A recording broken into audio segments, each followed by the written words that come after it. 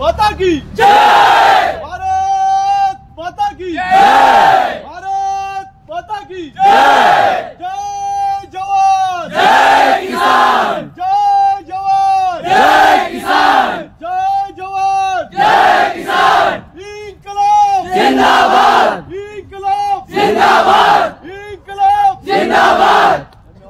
आपण 78 वर्ष झाले अंग्रेजापासून आजाद झालो, पण आपल्या सेनामधले जवान आज बी आजाद होऊ शकत नाही, कारण की छोट्या छोट्या गोष्टी घराच्या कामांमुळे काही छोटे त्यांचे निजी काम केलं म्हणून त्याच्यावर सूड भावनेने त्या जवानांना जेव्हा घरी पाठवलं जातं तर ते जवानांचं आयुष्य उद्ध्वस्त झालेलं आहे। त्या जवानांची मी लढाई लढतोय। आता मी पहिले तुम्हाला कोणता चॅप्टर सांगू आणि कोणतं नाही हे तुम्ही मला डिसाईड करून सांगा। पहिली माझी लाईफस्टाईल सांगू का माझा आंदोलनचा पाठ सांगू का पाकिस्तानचा पाठ सांगू, आता तुम्ही मला सांगा। पहिल्यापासून मी माझ्या एक अंगणवाडीमध्ये टीचर होती, जे आमचा एक छोटा परिवार, माझं मूळगाव सामनेर जळगाव जिल्ह्यातलं छोटं गाव। त्यानंतर आम्ही 2 भाऊ 1 बहीण, मी लहान होतो सर्वात। मी 3-4 वर्षाचा माझा भाऊ भूषण चव्हाण हा देश सेवा आज बी करतोय। मी एक तुमच्यासारखाच एक लहान होतो, तुमच्यापेक्षा जास्त जोशीला मी होतो। मी लहानपणापासून प्रॅक्टिस करायचो। माझी हाईट थोडी कमी पडायची, तर मिलिटरीसाठी मी इतकी मेहनत केली आहे की मी जो शेणकुंजा राहतो ना आपलं बैलगाड्यांचा, तो शेणकुंजा सुद्धा खांद्यावर घेऊन लास्ट शर्मचे मला असं जायचं की माझी हाईट कमी होऊन जाईल। पहिल्यापासून एवढं स्ट्रॉंग मेमरी ठेवलेली होती की 6वी 7वी पासूनच मला मिलिटरीचा शॉक चढून गेला होता। जसं तुम्ही आता तुमच्या मनात आहे कोणती भरती येणार आहे आणि केव्हा मी भरती होणार आहे, केव्हा माझं लवकर सिलेक्शन होईल, हे प्रत्येकामध्ये ऊर्जा आहे, प्रत्येकामध्ये तीच मनामध्ये थिंकिंग तीच चालू आहे की आपल्याला मिलिटरीमध्ये जायचं आहे, आपला सैन्यात दाखल व्हायचं आहे। आणि सैन्यामध्ये गेल्यानंतर माणूस आहे ना एक डिसिप्लिन सोल्जर म्हणून जातो आणि त्यानंतर आपल्याला आपले मानसिक शारीरिक आपण खंबीरपणे त्याच्यामध्ये नेतृत्व करायला पाहिजे। त्या पद्धतीने आपण सेवेमधून जाण्याचा अभ्यास करत असतो। आणि त्यानंतर आता माझी स्टोरी म्हटली तर बरेचसे मी आंदोलन करतोय वेगवेगळ्या स्वरूपात। मार खाऊन मी 3ऱ्या नंबरला उभा राहतो जळगावच्या भरतीला, ग्राउंड मारलं आणि परत सेकंड नाईटला काढण्यात मला आलं। परत मग मी बेडगावला तिथूनच गेलो, बेडगावला बी गेलो। नंतर मला माहिती होतं सेकंड नाईटला मला प्रॉब्लेम येणार, मी मागं गेलो, मागं चुपचाप गेलो। सर मतलब मी पिशाब लगाय जोर से भागून तिकडून मी साईडला गेलो आणि नंतर मी स्वतःला इथे ईट मारली होती। ईट मारली, थोडं डेम आलं आणि हाईटला सिलेक्ट झालो। 30 हाईटचा कागद माझ्याजवळ भेटला आणि मी ग्राउंड पास झालो, तिथं सर्व पास झालो। नंतर नगरला गेलो आणि तोच कागद घेऊन सर मी पर्ची घेऊन गेलो, नंतर मला हाईटमध्ये काढू शकत नाही, मी इथं पास झालो, तुम्ही कसं काय काढताय, तर नगरला मी सिलेक्ट झालो।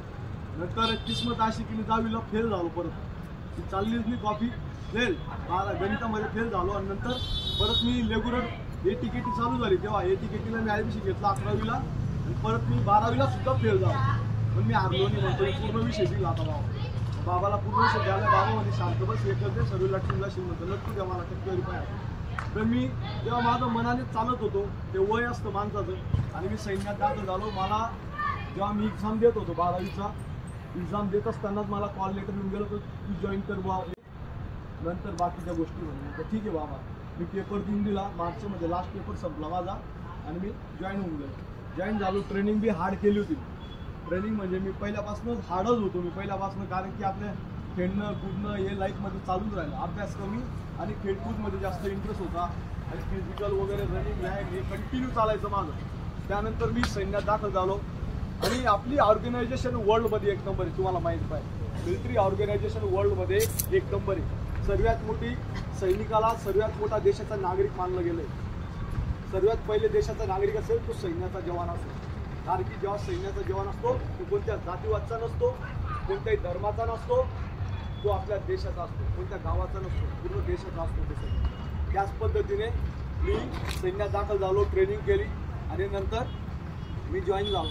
त्याच्यामध्ये माझ्या आजीचा स्वभाव थोडा साधा गोडा होता। आई वडील गेल्यानंतर म्हणताना की बुवा जीवन जो आपल्याला जन्म देतो त्याच्यापेक्षा श्रेष्ठ कोण असतो, जो आपल्याला पालन पोषण करतो तो। आणि त्या घटनेमध्ये मी नंतर जॉईन झाल्यानंतर माझी आजी मला सोडून गेली, जेव्हा मी पाकिस्तानमध्ये पकडला गेलो। पाकिस्तानमध्ये भरपूर त्रास झाला, शारीरिक मानसिक प्रत्येक जागेवरून मी तुटला गेलो, पण मी तिथं तुटलो नाही। तिथं जेव्हा मला मारायला यायचे तेव्हा मी ऑटोमॅटिक कधी देवाला बी शिवीगाळ करायचो, कधी कुठेही काही बोलायचो। मनस्थिती बिघडून जाते, अंधाऱ्या कोठरीत आहे तुम्ही, दिवस रात्र तुम्हाला कळणार नाही किती टाइम होतोय। जर 10 मिनिटं होत असतील तुम्हाला वाटेल का 5 वर्ष होऊन गेले, तुम्हाला वाटतं की किती तास झाला, किती काय झालं, म्हणजे माइंड संतुलन तुमचं बिलकुल बिघडलं जाईल, मानसिक शारीरिक. आणि निरळाय चोवी कधी देवाला समोर आणण्याचं तुम्ही तिथं आपल्या देशामध्ये भीक मागितली असती तर चांगलं झालं असतं. आणि आज किस्मत अशी आहे की मी न्यायाची भीक मागतो. म्हणजे सांगायचं सांगतो, 29 सप्टेंबर 2016लाच पाकिस्तानने एक ट्विट येतं की याने 2 लोक मारले म्हणून याला पकडलं गेले. आणि 29 सप्टेंबरला जेव्हा मला पकडलं गेलं तर मला त्याची सुद्धा आपल्या भारतामध्ये शिक्षा भेटली. आज मी सांगा, मी माझ्या देशासाठी गेलो होतो, मी का तिथं फिरायला गेलो होतो का, हा प्रश्न मी सरकारला विचारतो. आणि माझ्या प्रश्नामुळे जर 15 लाखाच्या जवानांचा परिवार एक जिवंत होऊ शकतो, जो आज पूर्ण गावनी पूर्ण देशाच्या मागे खंबीरपणे उभं राहतो. जेव्हा याला सैन्यामधून काढलं जाईल ना, पूर्ण देश त्याचं शोषण करेल. याला मिलिटरीतून काढलं याने काही केलं असेल आणि काही केलं असेल, पण एका अधिकारीच्या मुळे याचं शोषण झालंय हे कोणाला सांगेल. जेव्हा याला काढलं जाईल, याच्यामध्ये परिवार जर थोडा स्ट्रॉंग असेल तर ठीक आहे, त्याचा परिवार जीवन जगण्यासाठी काहीतरी करू शकतो, शेतीसाठी असेल तर काढून घेईल. पण हा एक दुसरा जवान असेल, आज एक दुसरा जवान असेल, याची परिस्थिती अत्यंत नाजूक असेल आणि याच्यापाशी खायलाच नाही, नोकरी गेली म्हणजे हा पूर्ण रस्त्यावर आलेला आहे आणि याच्यापाशी शेती, आता आपलं जीवन जगून घेईल. पण हा कसा जगेल? मग हा त्या शोषणच्या मुळे स्वतःला सुसाईड करून घेईल. आणि तिसरा एखादी जवान असेल, त्याची जर बायको याच्या काबिल नसणार, याची बायकोला सांभाळून घेईल, याची बायकोला सांभाळून, पण याची बायकोला सांभाळेल का? असा तिसरा जवान जर असेल, याने जर छोट्या मोठ्या खोट्या आरोपने याला घरी पाठवलं, याची बायको याला सोडून घेईल. हा सुसाईड तर नाही करणार, पण एका वेगळ्या नजरेने मानसिक टॉर्चरने हा पागलसारखा होऊन जाईल. हे शोषण थांबण्यासाठी मी सरकारशी लढतो. ज्या जवानांचं शोषण केलं गेले 15 लाख जवान असे, त्याचा आकडा मी सरकारला विचारतो की आपल्या देशामध्ये जवान देश सेवेला जातो ना की आतंकवादी व्हायला जातो. पण आतंकवादी पाकिस्तानाहून जिवंत पकडल्यावर त्यांना इथं देशात नोकरी भेटते, JNK गव्हर्नमेंट त्यांना नोकरी देते. पाकिस्तानाहून येणारी सीमा हैदरला देशात नोकरी भेटते, तिला तिकीट सुद्धा मिळतात. बांगलादेशहून लोक येतात, त्यांना नागरिक बनवलं जातं. पण आपल्याच देशातल्या सैनिकाला देशात नोकरी का मिळू शकत नाही, हे सरकारला मी विचारतोय. असे आपल्या देशात जर 15 लाखाचा जवान परिवार त्यांना जर न्याय भेटत असेल तर मी स्वतःला शहीद बी झालो तरी चालेल, म्हणून हे माझं आंदोलन चालू आहे. आज पाकिस्तानामध्ये गेला होतो तेव्हा माझी आजी मला सोडून चालली गेली, त्याच दिवशी जेव्हा ऐकली न्यूज. आणि त्यानंतर माझा भाऊ रात्री जामनगरला माझ्या आजीचं डेड बॉडी घेऊन जातोय आणि रात्रीच माझ्या भावाला कॉल येतो, तुझी बहीण डिलिव्हरीला ॲडमिट आहे. बहिणीला रात्रीच मुलगा होतो, पण तिला 2 महिने सांगितलं जाते तुझा भाऊ पाकिस्तानामध्ये अटकला आहे, तुझी आजी मृत्यू पडलेली आहे, हे सुद्धा सांगितलं गेलं. आणि त्यानंतर मी पाकिस्तानामध्ये टॉर्चर बर्दाश्त करतोय. आणि नंतर आज मी देशामध्ये आल्यानंतर हा संघर्ष मी लढतोय. तुम्हाला जर जास्तच माझं सर्व डिटेल पाहिजे असेल तर चंदू चव्हाण 123 या यूट्यूबमध्ये जा. तिथं असंख्य सैनिक आहेत, त्यांचं मी दुःख मांडतोय की आपल्या देशामध्ये सैनिक देश सेवेला तर गेले होते, पण त्यांचं दुःख जाणणारा कोणी. जर आपण देशामध्ये सैनिक सुरक्षित नाही तर आपण सुरक्षित राहू नाही शकतो. पण आपल्याला आपली सेनाला स्ट्रॉंग बनवण्यासाठी मी 5 मागण्या केल्या आहेत सरकारपाशी. पहिली मागणी आहे की बाबा आम्हाला जेव्हा अधिकारी पनिशमेंट देतील तेव्हा व्हिडिओ ऑडिओग्राफी व्हायला पाहिजे, एक पनिशमेंटची कॉपी जवानाला द्यायला पाहिजे, जेणेकरून कोणत्याही जवानाचा असं शोषण नाही व्हायला पाहिजे जसं माझं झालं. दुसरी मागणी केली आहे, ज्या जवानांना 10 वर्षात 12 वर्षात 5 वर्षात 1 वर्षात जर तुम्ही घरी पाठवलं तर त्या जवानला जगण्यासाठी पेन्शन द्या. तो जवानला पेन्शन तरी मिळायला पाहिजे, तो देश सेवेला गेला होता ना की आतंकवादी व्हायला गेला होता. तिसरी मागणी केलेली आहे की आतापर्यंत किती जवानांना तुम्ही घरी पाठवलं त्याचा आकडा सांगून द्या, त्यांना न्याय भेटेल. चौथी मागणी बी आम्ही केलेली. आपल्या भारतामध्ये असे जेव्हा आर्टिकल 16 काय सांगतो की तो कुठेही काम करू शकतो. जर सैन्यातून काढलं तुम्हाला तर तुम्हाला प्रायव्हेट कंपनीमध्ये सुद्धा धक्का मारून बाहेर काढून टाकतील. का बरं? तुम्हाला मिलिटरीतून काढलं की व्हेरिफिकेशन पोहोचून जाईल तुमच्या स्थानिक पोलीस स्टेशनला, त्याला सैन्यामधून काढलं तो देशात सुद्धा नोकरी करू शकत नाही.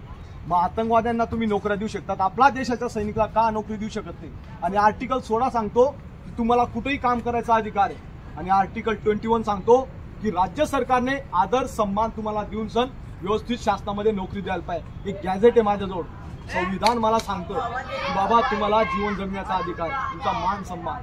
मला पैसा नकोय, मी न्यायाची भीक मागतोय. मला पैसा नकोय, मला न्याय पाहिजे. स्वाभिमान्य जगणारे लोक आहेत आपण खानदेशचे सर्वजण. तुम्हाला बघतायत की माणूस म्हणजे ना एक टायमाला भाकर कमी खाईल पण इथं स्वाभिमान्य जगेल. आणि तेच मी सरकारपाशी मागतो. त्यासाठी मला किती बी आरोप लावले मी तयार राहणार त्या गोष्टीला लढण्यासाठी. म्हणून मी न्यायासाठी मी इकडे तिकडे फिरतो. आज मी या राकेश दादांशी काय तो भाऊ आहे आपल्याला काही जमत नाही हे स्पीकर लिसन दररोज बोंबलो त्रास मी त्यांना दररोज सांगत राहतो मी त्याच्यामध्ये. पण त्या भाऊने मला सांगितलं हे घेऊन जा भाऊ थोडंफार ते एडिटिंग करणं शिकले म्हणे त्या पद्धतीने मी शिकतोय आणि माझा जीव तोडून मी त्याच्यामध्ये सांगतोय. हे मला सोशल मीडिया चालवायचं नाही होतं पण मला आपली जिवंत मीडिया दाखवत नाही ना म्हणून मी माझं दुःख चिल्लून सांगतोय पब्लिकमध्ये जाऊन बोलतो. आता तुम्ही सांगा तुम्हाला कोणाचे काही प्रश्न असतील तर मला विचारू शकता का तुम्ही. कोणालाही काही प्रश्न असेल बिलकुल मनाने बिंदास विचारा. जो प्रश्न विचारतो तोच खरा रिअल हिरो असतो. बोला तुम्ही प्रश्न बिंदास बोला. विचारा दादा विचारा. खानदेशराज पाकिस्तानमध्ये दिवस रात्र ड्रग्स इंजेक्शन हे बघा हे मला दिसतंय का तिथं चोटबी पाटील आपण खूप टॉर्चर केलेलं तिथं आपले भरपूर जवान आहेत. आज तुम्हाला सांगू का की पाकिस्तानने जेव्हा एक ट्विट केलं होतं माझ्याकडे मोबाईल दाखवतो तो स्पीकर राहिला असता तुम्हाला ऐकवलं असतं. पाकिस्तानने क्लिअर सांगितलं 2 लोक ठोकले म्हणून चॅनलवर मारलं म्हणून मला शिक्षा दिली. आणि अभिनंदन बी तर पाकिस्तानहून आले होते. तुम्ही एखादी कोणी मिलिटरीवाला असेल त्याचा व्हिडिओ नका घ्या पण त्याला बोलू द्या. त्याला माहिती अधिकारी कसं शोषण करतात. त्याला सांगायची गरज नाही. तर कोणी मिलिटरीवाला असेल तोच स्वतः बोलेल आणि तोच सांगेल. एखादी मिलिटरीचं जवान असेल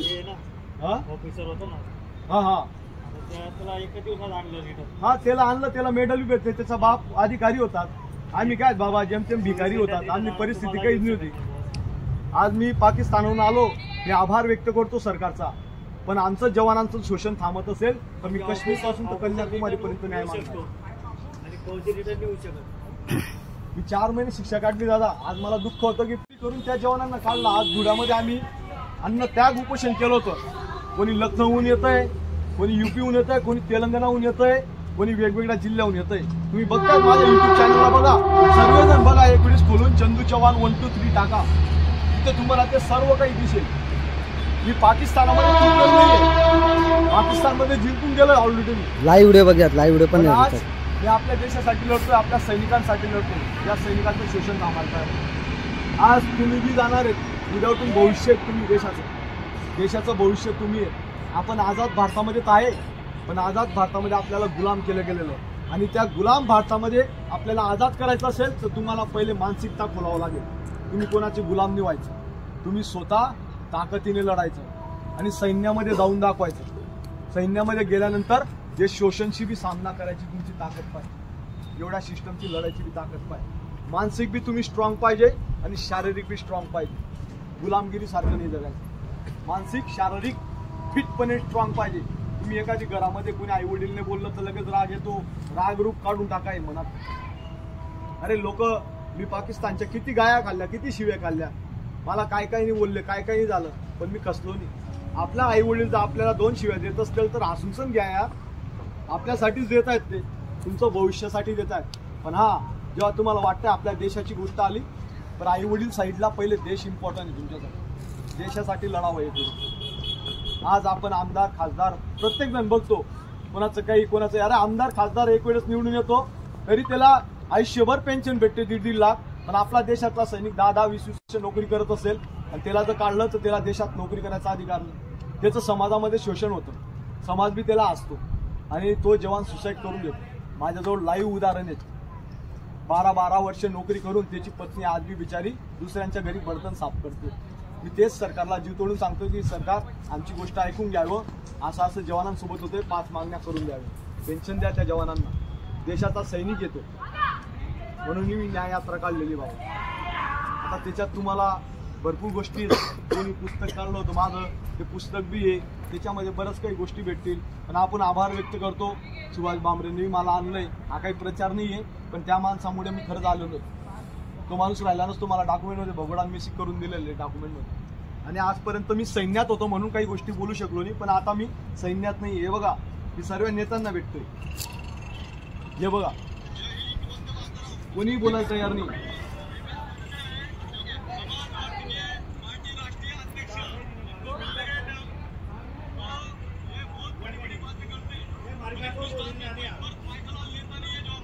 एक बी नेता बोलायला तयार नाही सैनिकांमागे. मला वाटतं तुम्ही बोलायला पाहिजे सर्वांनी. तुम्ही आमच्यासाठी आवाज उचलायला पाहिजे.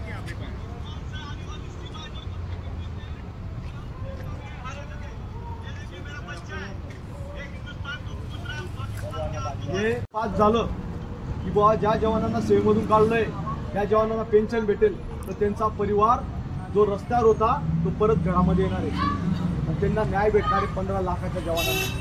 म्हणून ही न्याययात्रासाठी मी लढतोय आणि संघर्ष करतोय रस्त्यावर. त्यासाठी मला किती काही प्रॉब्लेम आले तो माझा प्रॉब्लेम नाही, मी हा प्रॉब्लेम समजून नाही जगत आहे. मी देवाला अजून प्रार्थना करतो की माझ्या लाईफमध्ये दे किती प्रॉब्लेम देशील. अरे मी मरायला बी तयार नाही, मी कुठं बी जायला तयार आहे. माझ्या देशासाठी जगेल आणि माझ्या देशासाठीच मरणार आहे लास्टपर्यंत.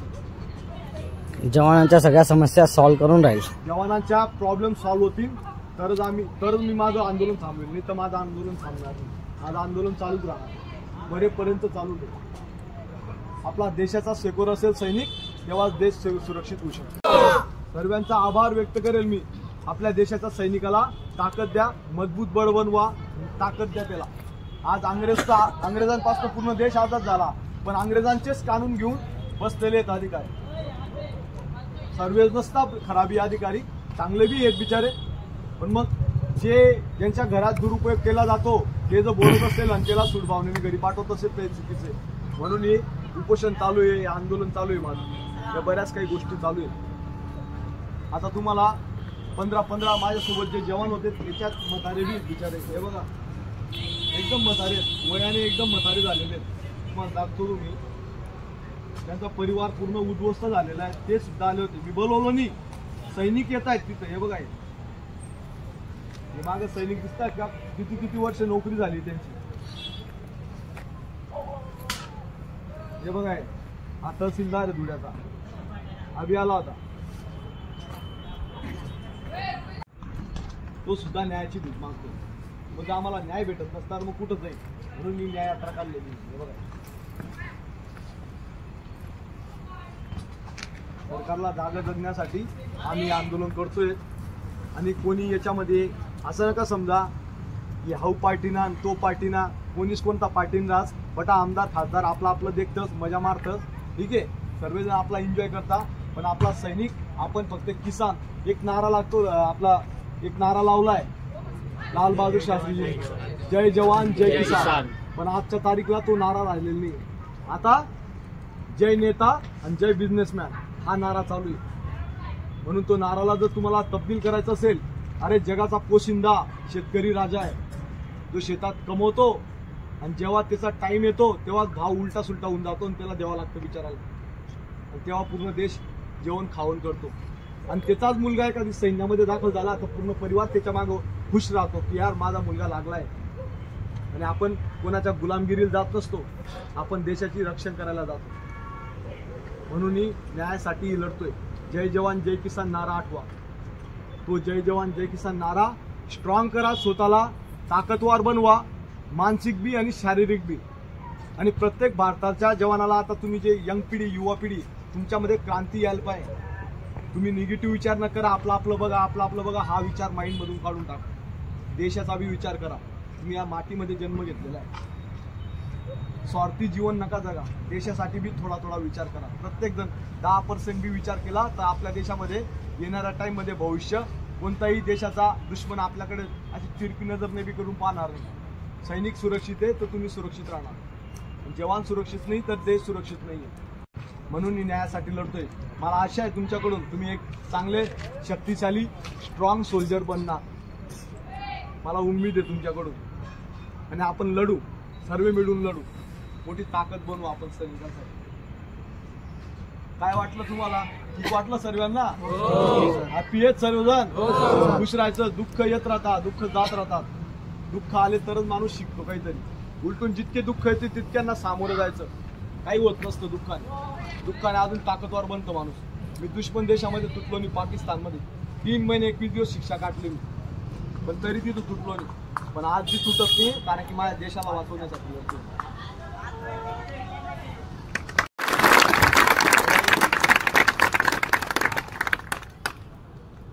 तुम्हाला सपोर्ट नाही, आपल्याला सपोर्ट आहे सोशल मीडियामध्ये नाही, पण तुम्हाला सपोर्ट नाही करी बावले जरूर येणार. रायकानी सपोर्ट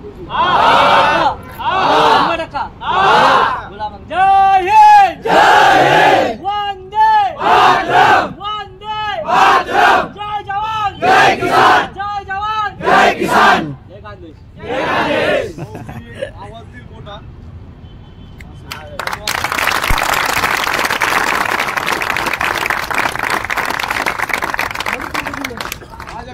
आवाज तो जास्त निघाल पाहिजे का बघतो आपण पुढे या भारत माता की धन्यवाद दादा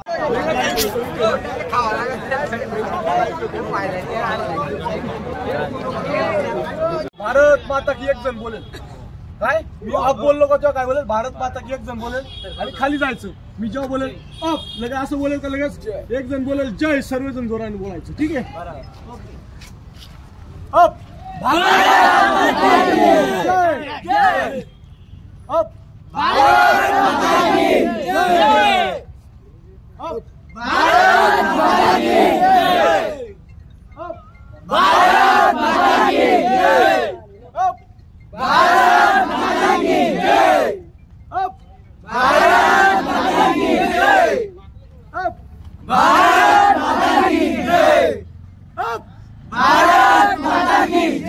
आवाज नहीं अप भारत माता की जय अप भारत माता की जय अप भारत माता की जय अप भारत माता की जय स्पीड मध्ये अप भारत माता की जय अप भारत माता की जय अप भारत माता की जय अप भारत माता की जय आवाज कमी होता अप भारत माता की जय भारत माता की जय भारत माता की जय भारत माता की जय भारत माता की जय भारत माता की जय